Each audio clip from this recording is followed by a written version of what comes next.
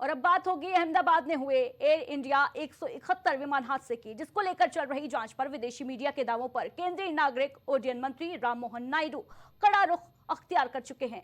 नायडू ने विदेशी मीडिया पर निशाना साधते हुए कहा है कि एएआईबी पूरी जिम्मेदारी से अंतर्राष्ट्रीय नियमों के तहत जांच कर रही है। हमें एजेंसी पर पूरा भरोसा है, विश्वास है। अहमदाबाद में बीते 12 जून को एयर इंडिया विमान हादसे को लेकर एयरक्राफ्ट एक्सीडेंट इन्वेस्टिगेशन ब्यूरो की प्रारंभिक जांच रिपोर्ट पर चर्चा जारी है।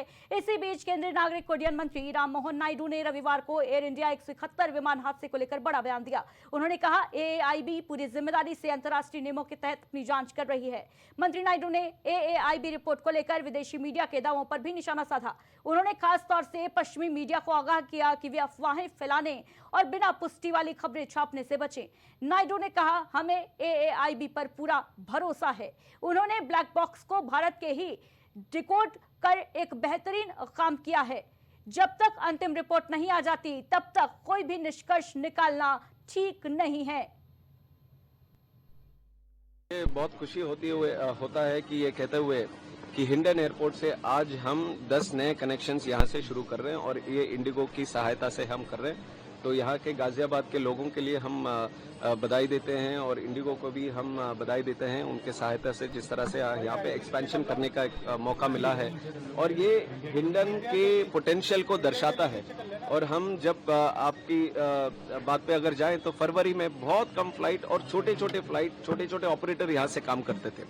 उस समय ऐसे ही लगता था कि ये दिल्ली का एक बैकअप एयरपोर्ट है, अगर वहाँ पे स्लॉट नहीं मिला, टाइम नहीं मिला तो यहाँ पे आ गए, यहाँ से हमने जहाज चला लिया। पर आज हमें देखने को मिल रहा है कि ये दिल्ली का एक बैकबोन एयरपोर्ट बनने वाला है। यहाँ का जो कैचमेंट एरिया गाजियाबाद से लेकर नोएडा, वेस्टर्न उत्तर प्रदेश और काफी हद तक दिल्ली का भी। तो बयान सुन रहे थे आप राममोहन नायडू का, जो साफ तौर पर विदेशी मीडिया पर कई सवालिया निशान खड़े करते नजर आए और उन्होंने पश्चिमी मीडिया पर निशाना साधा। राजेश यादव हमारे सहयोगी इस पूरी खबर पर ज्यादा जानकारी के साथ जुड़ रहे हैं। राजेश, लगातार एएआईबी की जो जांच रिपोर्ट अहमदाबाद विमान हादसे को लेकर सामने आई थी, उस पर लगातार बवाल मचा हुआ था। अंतर्राष्ट्रीय मीडिया के हवाले से कई खबरें देखने को मिली, जिस पर विपक्ष ने भी जमकर हंगामा काटा और कई सवाल भी खड़े किए। वहीं अब नायडू का यह बयान, क्या लगता है अब जो रिपोर्ट की जांच पर जो सवालिया निशान खड़े किए जा रहे हैं, क्या उस पर विराम लगेगा? देखिए अदिति, जिस तरीके से अहमदाबाद में प्लेन क्रैश का मामला सामने आया, तो जाहिर सी बात है कि उसको लेकर देखा जाए तो जो विदेशी मीडिया है लगातार आरोप लगा रही है कि जो वहां पे देखा जाए जो क्रू मेंबर थे, जो उसके पायलट थे, उनकी लापरवाही की वजह से ऐसा हादसा हुआ। लेकिन सबसे बड़ी बात है कि जिस तरीके से अब उनके बयान को लेकर जिस तरीके से उनकी भ्रामक खबरें फैलाई गई, उसको लेकर जो हमारे देश के जो नागरिक उड्डयन मंत्री हैं राम मोहन रेड्डी, उन्होंने साफ साफ विदेशी मीडिया को आगाह किया है कि इस तरीके की भ्रामक खबरें जो हैं वो बिल्कुल ना फैलाई जाएं। यहाँ तक कि जिस तरीके से एएआईबी जिस तरीके से जांच कर रही है एजेंसी, जांच करने के बाद जो वास्तविक तथ्य है उसका तथ्य निकलकर सामने आएगा, जिसके बाद से सारी दूध का दूध पानी का पानी हो पाएगा।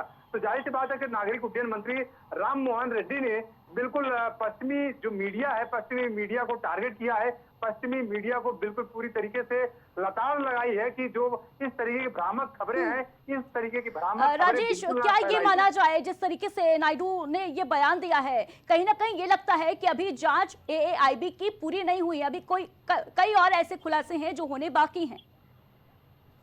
बिल्कुल अजीज, देखिए अभी कई खुलासे करने बाकी हैं, क्योंकि जिस तरीके से एएआईबी जो एजेंसी है, जो जिस तरीके से जांच कर रही है, तो जांच करने के बाद ही सही तथ्य सामने आएंगे। क्योंकि आपको बता दूं कि जो 12 जून को हादसा हुआ, प्लेन हादसा हुआ अहमदाबाद में, जिसमें 250 से ज्यादा लोग मारे गए।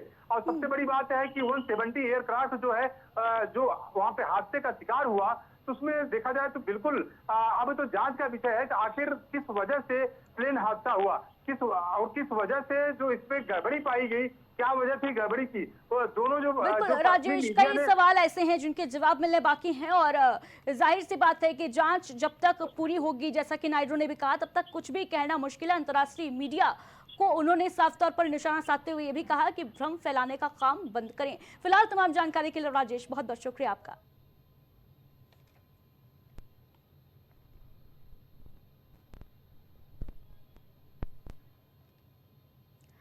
और अब खबर हमीरपुर से, जहां यमुना पुल एक बार फिर सुर्खियों में है, क्योंकि एक बेबस पिता अपने बीमार बेटे को गोद में लिए उस रास्ते पर चल पड़ा जो आम दिनों में गाड़ियों से गुलजार रहता है, लेकिन इस दिन खाली पड़ा था, बंद पड़ा था, क्योंकि पुल की मरम्मत चल रही थी। तकरीबन 700 मीटर लंबा यमुना पुल, जहां एक कदम भी भारी लगता है, उस पर पिता ने अपने बेटे की धड़कनों को जिंदा रखने के लिए उम्मीद में अपना हर कदम रखा। जिला अस्पताल ने बेटे को कानपुर रेफर कर दिया था, लेकिन मेंटेनेंस के चलते पुल बंद था। गोद में तड़पता हुआ मासूम बेटा, और सवाल आंखों में बस यही कि कहीं देर ना हो जाए। ये सिर्फ खबर नहीं है, ये केवल तस्वीर नहीं है, उस पिता की मूक चीख है जो सिस्टम की लापरवाही और हालात की बेरहमी के बीच अपने बच्चे के लिए लड़ता रहा, जूझता रहा। सवाल ये कि क्या ऐसे मौकों पर व्यवस्था को कोई विकल्प नहीं देना चाहिए? क्या मरम्मत के नाम पर जिंदगी की राहें बंद कर देना न्याय है? ये दृश्य किसी आंख को नम करने के लिए काफी है। हर गुजरने वाला जिसने ये नजारा देखा कुछ पल के लिए ठहर गया, सहम गया। इससे पहले भी एक बुजुर्ग इसी पुल की वजह से जान गंवा चुका है। गौरतलब है, हमीरपुर में यमुना पुल की मरम्मत 14 जून से जारी है, जो 21 जुलाई तक चलेगी। इस दौरान हर शनिवार सुबह 6 बजे से सोमवार सुबह 6 बजे तक ये पुल बंद रहता है। और इस पिता की बेबसी देखिए, जहां एक बीमार बच्चे को, अपने बीमार बच्चे को गोद में लेकर किस तरीके से ये पिता अपना एक एक कदम तेजी से बढ़ाता हुआ नजर आ रहा है। 700 मीटर लंबा ये यमुना का पुल जो बंद था, और इसी वजह से गंभीर स्थिति में यह पिता किसी तरीके से अपने बेटे की जान बचाने के लिए जद्दोजहद करता साफ तौर पर नजर आ रहा है। ये तस्वीर कहीं ना कहीं बड़े सवालिया निशान खड़े कर रही है प्रशासन के ऊपर भी। बताते चले, इस पुल की वजह से इससे पहले भी एक बुजुर्ग की जान जा चुकी है।